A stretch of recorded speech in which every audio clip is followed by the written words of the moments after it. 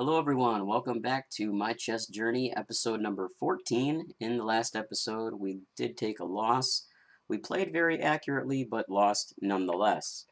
In today's episode, if we do get the opportunity to play white again, I'm going to try and do the Vienna opening, which is something I've kind of been practicing a little bit the last day or two here. I don't have it fully mastered. That's going to take me a little bit more time to do so, but that is the idea. If we play black, we're going to be probably playing the King's Indian defense, just because that seems to be pretty good for us overall. It's either that or Scandinavian, so I hope you guys enjoy the episode today, and let's get into some chess. Alright, let's get into the game. And we got white, so we get to try playing the Vienna here. Vienna opening.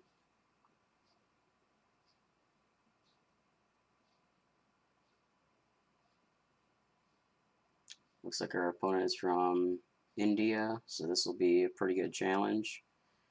Most of the people I play from India are very tough, so but we're going to give it our best effort here.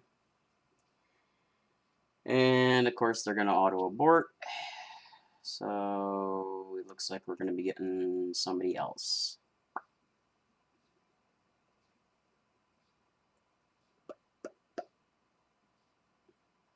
It's a little bit disappointing, but what can you do?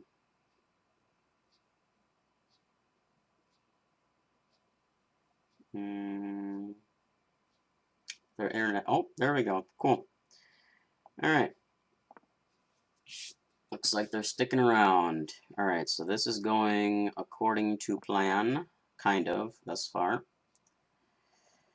Alright, so he knows that we can't go there, and if I remember correctly,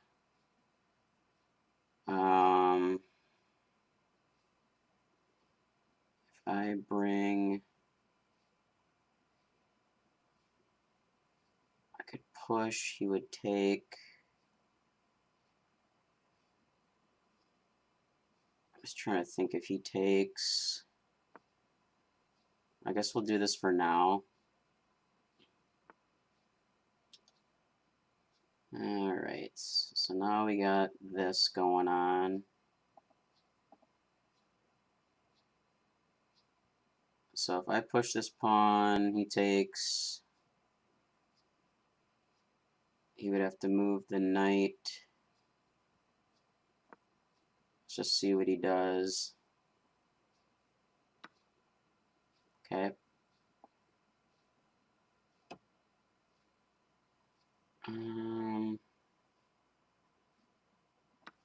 Let's do that for now.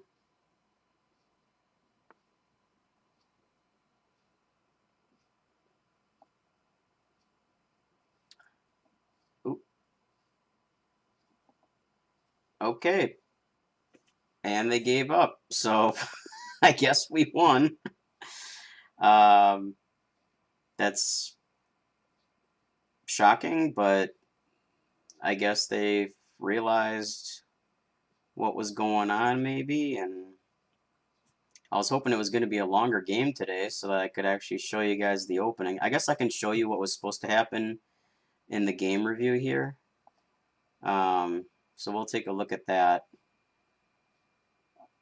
It's unfortunate because like we had to wait. The guy almost auto aborted. He took 20 seconds, 25 seconds to make an opening move. Almost lost because of his, or disconnected because of his internet connection. And then when we finally got him in, then he just does that. And I don't know what's going on here. Can I get the game review at chess.com, please? Can we work? All right, here we go. So we played with a 71% accuracy. He played with 61%. 0 brilliant moves from either of us, 0 great moves. He had 1 best move, we had none. 0 mistakes from either of us, 0 misses, but he had the 1 blunder. And I'm guessing that's what happened. He realized that he blundered, and that's why he quit the game. We played like a 1050. He played like a 600. So again, that's awesome that we're playing above our rating. That shows that we are trying to make improvements and do better. And actually, instead of going, well, I guess we can do the game review real quick. So this is all like standard theory right here. Ideally, what would happen is black would play king pawn to e5 instead of going to d6. And then we would go here, and then normally what would happen is they would bring their knight out to, what is this, f6 to potentially take our pawn. So that part of the line is correct. And then the move we made here is standard, because the whole goal is to try and checkmate him here on this pawn. But the fact that he even moved the d pawn up actually gives his king an escape. It gives him an out. So that was actually smart on his part to guess that we were playing the Vienna maybe off of that one move. Because we could have done, I guess, basically the way that I've learned to do the Vienna is to kind of incorporate the scholar's mate or checkmate idea, which is to hopefully lock the king in here and then you just tackle the f7 pawn. So that's kind of interesting that he was able to, I guess, guess that just by us going to e4 on our first move. So that was a good move there. So ideally what you'd want to do is bring this queen all the way up to h5 here, because again, we're trying to threaten this pawn on f7, but he blocked us. So then I was thinking, well, I can go here, and then I was going to, like I said, push the pawn, and then when he takes the pawn, I could go up with my queen, which is the line that I was thinking. Him putting the bishop there is okay. I did think about moving the pawn to d4, this queen pawn to d4, but I didn't want to have to like give him that free, I don't know. The thought crossed my mind, but I just didn't feel like doing it. I wanted to push the pawn because I knew it would threaten the knight, and then he would take with his pawn, and that would open me up to take with my queen. It's interesting that they wanted us to go knight to f3, because if we did that, then he could have just moved his pawn. This pawn, he could have just brought it up here, and then I guess we could have taken, but then he could have taken right back, and then we would have taken with our queen, and we kind of would have been in a similar situation. You missed an opportunity to develop so I guess I understand that line of theory, but you can pick a free bishop. And then this was his big move right here, and I think what he realized is that I can just move my queen right here, get a free bishop, and then on my next move I can just take his castle to his rook. But if I would have went here, if I would have went there, then he would have probably just moved his king here, and that would have actually stopped me from taking this piece.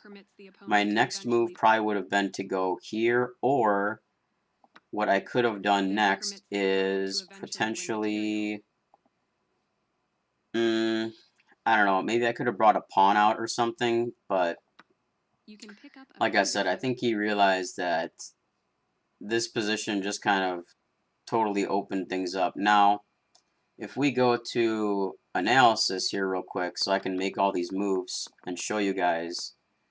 So what's supposed to happen normally is they're supposed to go here, we bring the knight out to c3, they bring theirs out to f6, then we bring our bishop here, they're supposed to take, and now what you're supposed to do with white is not to take back.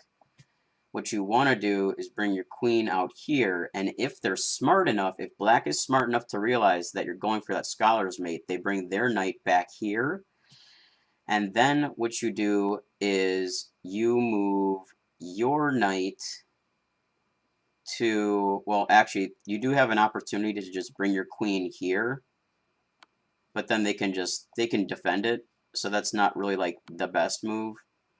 I believe what you're supposed to do is bring your knight here, because then if they want to take it, well, then you just got free checkmate right here. And if they don't take it, you threaten to take their knight and knock them out of that position. Now, if they're smart enough and they put this pawn here to add pressure to your queen, you bring your queen back to f3. That way you're still in line to tackle this pawn. And if they see that and they bring this pawn from f7 to f5, you bring your queen to d5. And then that way it still lines up that opportunity to checkmate them there. Now what they can do too is they can bring they could like bring their queen out, and if that's the case, you kind of have to like, you're supposed to go here with your knight to c7 because then you check the king, and then you know they would go here and then you get a free rook.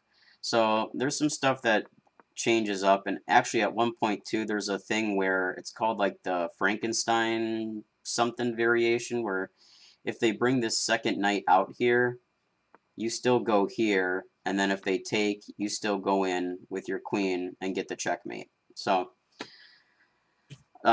it's a long analysis of everything, but that's basically what I learned from watching Hikaru Nakamura's video on the Vienna opening. And there's, like I said, there's a lot more I still have to learn about it. There's a couple of other different variations, so I still am learning all the different lines, but I'm happy that I was able to get a win today, even if it was a super short video. It's nice to see that, in theory, I'm playing the correct moves, and you can see over here, yeah, the Frankenstein Dracula variation when they bring out the two knights like that. That was the name from earlier. I thought that was really cool, so I wanted to show you guys that. But with that, I'll stop talking, and I'll see you guys in episode number 15. Have a great day.